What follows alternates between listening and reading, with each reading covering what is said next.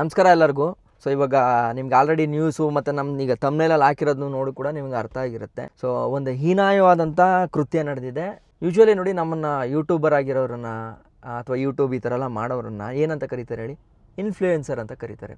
Influencer ಅಂತ ಯಾತಕ್ಕೆ ಕರೀತಾರೆ ಅಂತಂದರೆ ಇನ್ಫ್ಲೂಯೆನ್ಸ್ ಮಾಡ್ತಾರೆ ವಿಚಾರಗಳನ್ನು. ಅವ್ರವ್ರ ವರ್ಗದಲ್ಲಿ ಅವ್ರವ್ರು ಏನಾದ್ರು ಒಂದು ಇನ್ಫ್ಲೂಯೆನ್ಸ್ ಮಾಡೋದು. ಎಕ್ಸಾಂಪಲ್, ಇವಾಗ ಟ್ರಾವೆಲ್ ಮಾಡ್ತಾರೋನು ಟ್ರಾವೆಲ್ ಇನ್ಫ್ಲೂಯೆನ್ಸ್ ಮಾಡ್ತಾನೆ, ಅಥವಾ ಒಬ್ರಿಗೆ ಸಹಾಯ ಮಾಡ್ಕೊಂಡು ಮಾಡೋನು ಅವ್ನ ಸಹಾಯನ ಪ್ರಮೋಟ್ ಮಾಡ್ತಾನೆ.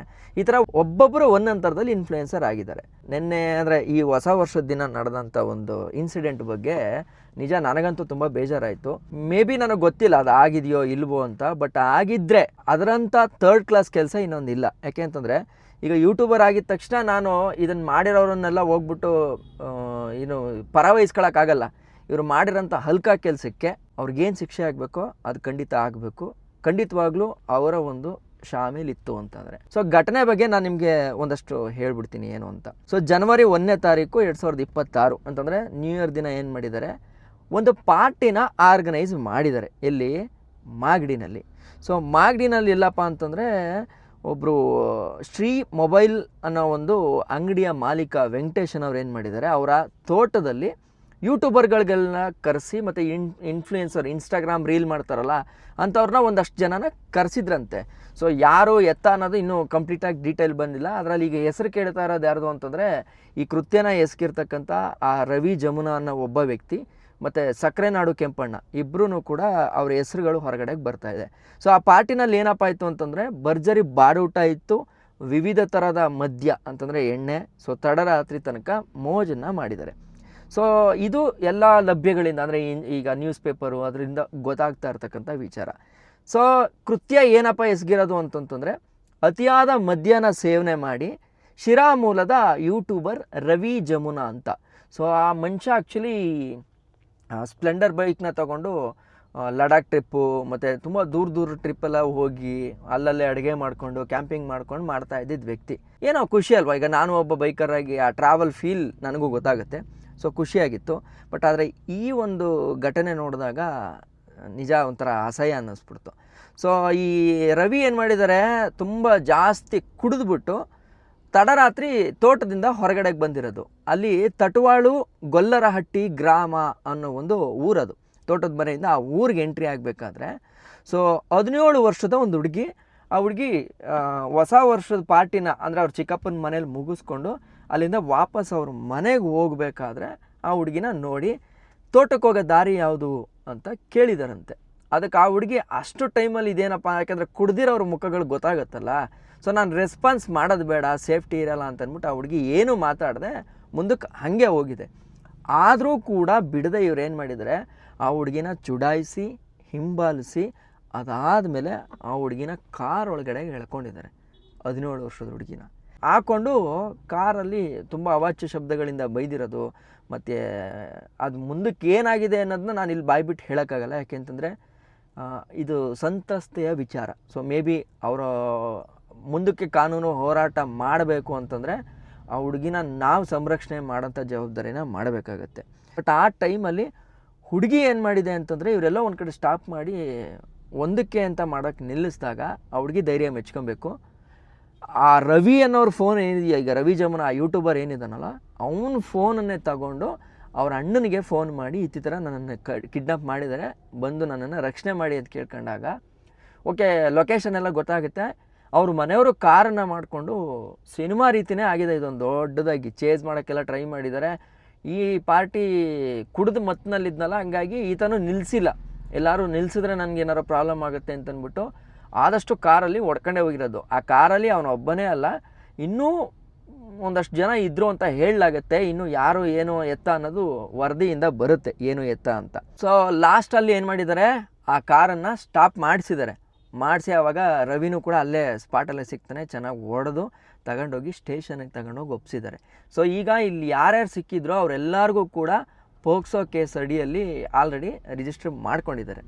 ಸೊ ಇದಾದಮೇಲೆ ಆಗಿರೋದು ವಿಚಾರ ಏನು ಅಂತಂತಂದರೆ ಒಂದಷ್ಟು ಜನ ಯೂಟ್ಯೂಬರ್ಸು ಅವ್ರನ್ನ ನೋಡೋಕ್ಕೆ ಹೋಗಿದ್ದಾರೆ, ಆಯಿತಾ. ಆವಾಗ ಜನಕ್ಕೇನಾಗಿದೆ, ಇವ್ರುಗಳು ಇದನ್ನೂ ಸಪೋರ್ಟ್ ಮಾಡ್ಕೊಂಡು ಬಂದಿದ್ದಾರಲ್ಲ ಸ್ಟೇಷನ್ಗೆ ಅಂತಂದ್ಬಿಟ್ಟು ಈಗ ಯಾರು ಈಗ ಕೆಂಪಣ್ಣ ಆಗಿರ್ಬೋದು ಇವರೆಲ್ಲ ಈಗ ಸ್ಟೇಷನ್ ಮುಂದೆ ಓಡಾಡ್ತಾ ಇದ್ದವ್ರಿಗೆ ಹೊಡೆದ್ರೆ ಗೊತ್ತಾ ಜನ. ಸೊ ಅದು ಜನರ ಆಕ್ರೋಶ. 17 ವರ್ಷದ ನಮ್ಮೂರು ಹುಡುಗಿನ ಈ ಥರ ನೀವು ಅಪಹರಣ ಮಾಡ್ಕೊಂಡು ಹೋಗೋಕ್ಕೆ ಅಥವಾ ನೀವು ಅಲ್ಲಿ ಏನು ಮಾಡಬೇಕು ಅಂತ ಅಂದ್ಕೊಂಡಿದ್ರೋ ಗೊತ್ತಿಲ್ಲ, ಆದರೆ ಈ ಕೃತ್ಯನ ನೀವು ಎಸಗಿದಿರಲ್ಲ ಅಂತ ಅಂದ್ಬಿಟ್ಟು ಏನು ಮಾಡಿದ್ದಾರೆ, ಜನ ಅಡ್ಡಗಟ್ಕೊಂಡು ಹೊಡೆದಿದ್ದಾರೆ. ಸೊ ಆವತ್ತು ಪಾರ್ಟಿನಲ್ಲಿ ಯಾರ್ಯಾರು ಇದ್ದರು ಅನ್ನೋದು ಹೊರಗಡೆಗೆ ಇನ್ನೂ ವಿಚಾರ ಬರಬೇಕು. ಈಗ ಕೂಗಳತೆನಲ್ಲಿ ನಮ್ಗೆ ಏನೇನು ಕೇಳಿಸ್ತಾ ಇದೆ ಅಂತಂದರೆ, ಅಂದರೆ ಈಗ ನಾವು ನ್ಯೂಸು ಇದರಲ್ಲೆಲ್ಲ ನೋಡಿರೋ ಪ್ರಕಾರ ಕೆಂಪಣ್ಣ, ಯಾರೋ ಮಂಡ್ಯ ಕೆಂಪಣ್ಣನೂ ಕೂಡ ಆ ಪಾರ್ಟಿನಲ್ಲಿದ್ದರು ಅಂತ ಹೇಳಲಾಗತ್ತೆ. ಈಗ ಪಾರ್ಟಿನಲ್ಲಿದ್ದರೋ ಅಥವಾ ಇಲ್ಲಿ ಸಪೋರ್ಟ್ ಮಾಡೋಕ್ಕೆ ಬಂದರೋ ಇವೆರಡೂ ಕೂಡ ಜನಗಳಿಗೆ ಡೌಟ್ ಆಗಿ ಏನು ಮಾಡಿದ್ದಾರೆ, ಅವರ ಆಕ್ರೋಶನ ವ್ಯಕ್ತಪಡಿಸಿದ್ದಾರೆ. ಸೊ ನಾನು ಫೈನಲಾಗಿ ಏನು ಹೇಳ್ತೀನಿ ಅಂತಂದರೆ, ಈಗ ಈ ವಿಚಾರ ಈಗ ಹುಡುಗಿ ಆಲ್ರೆಡಿ ಕಂಪ್ಲೇಂಟ್ ಕೊಟ್ಟಿರೋದ್ರಿಂದ ಮತ್ತು ಕಾರು ಅದೆಲ್ಲ ಜಪ್ತಿಯಾಗಿರೋದು ಕೂಡ ನಾವು ವಿಜುವಲ್ಸ್ಗಳನ್ನ ನೋಡಿದ್ದೀವಿ.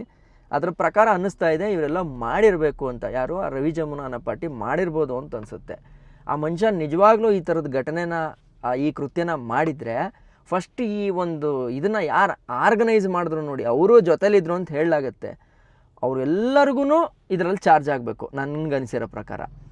ಇನ್ ಕೇಸು ಪಾರ್ಟಿ ಎಲ್ಲ ಮುಗಿದ ಮೇಲೆ ಓಕೆ, ಅವ್ರವ್ರ ಪಾಡ್ಗೆ ಅವ್ರವ್ರು ಹೋಗೋ ಟೈಮಲ್ಲಿ ಏನಾದರೂ ಇವ್ರು ಸಪ್ರೇಟಾಗಿ ಕೃತ್ಯ ಮಾಡಿದರೆ ಅದು ರವಿ ಜಮುನಾಗೆ ಮಾತ್ರ ಬರುತ್ತೆ. ಆದರೆ ಇವರೆಲ್ಲ ಒಟ್ಟಿಗೆ ಕೂತ್ಕೊಂಡು ಏನಾದ್ರು ಈ ಥರದ್ದು ಇನ್ಸಿಡೆಂಟ್ ಮಾಡಿತ್ತು ಅಂತಂದರೆ ಮಾತ್ರ ಇದನ್ನು ಹಿಂಗೆ ಸುಮ್ಮನೆ ಬಿಡಬಾರ್ದು. ಜೊತೆಗೆ ಈಗ ನನಗೆ ಗೊತ್ತಿರೋ ಪ್ರಕಾರ ಈ ಮನುಷ್ಯನ ಮೇಲೆ ಆಲ್ಮೋಸ್ಟ್ ಫಿಕ್ಸ್ ಆಗಿದೆ, ಯಾರು ರವಿ ಜಮುನಾ ಅನ್ನೋ ಮನುಷ್ಯನ ಮೇಲೆ. ಇವನ ಮೇಲಂತೂ ಏನಾದ್ರು ಒಂದು ಆ್ಯಕ್ಷನ್ ಖಂಡಿತವಾಗ್ಲೂ ಆಗೇ ಆಗುತ್ತೆ. ಯಾಕಂದರೆ ಪೋಕ್ಸೋಕ್ಕೆ ಅಷ್ಟು ಸುಲಭ ಅಲ್ಲ, ಖಂಡಿತ ಆಗೇ ಆಗುತ್ತೆ. ಇದರಿಂದ ಬೇರೆ ಇನ್ಫ್ಲೂಯೆನ್ಸರ್ಗಳಿಗೂ ಕೂಡ ಒಂದು ಭಯ ಬರಬೇಕು. ಆ ಥರ ಭಯ ಕ್ರಿಯೇಟ್ ಆದರೆ ಚೆನ್ನಾಗಿರುತ್ತೆ.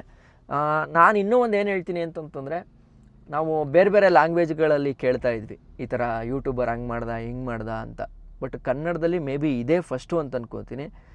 ಅದರಲ್ಲೂ ಕೆಂಪಣ್ಣನ ಹೆಸರು ಕೇಳಿ ಬರ್ತಾ ಇದೆ. ಕೆಂಪಣ್ಣ ಅವ್ರದ್ದೆಲ್ಲ ತುಂಬ ಚೆನ್ನಾಗಿತ್ತು ಆ್ಯಕ್ಚುಲಿ, ಒಳ್ಳೆ ತೋಟದಲ್ಲಿ ಮನೆಯಲ್ಲೆಲ್ಲ ಮಾಡ್ತಾಯಿದ್ರು. ಬಟ್ ಆದರೆ ಇವತ್ತು ಅವ್ರ ವಿಚಾರದಲ್ಲೂ ಅಂದರೆ ಅವ್ರಿಗೂ ಏಟು ಬಿದ್ದಿದೆ ಅಥವಾ ಕೆಂಪಣ್ಣಂದು ಐ ಹೋಪ್ ಇರಲ್ಲ ಅಂತ ಅಂದ್ಕೊಂಡಿದ್ದೀನಿ. ಬಟ್ ಅದರ ಮೇಲೂ ಇತ್ತು ಅಂತಂದರೆ ಕಾನೂನಿಗಿಂತ ದೊಡ್ಡವ್ರು ಯಾರೂ ಇಲ್ಲ.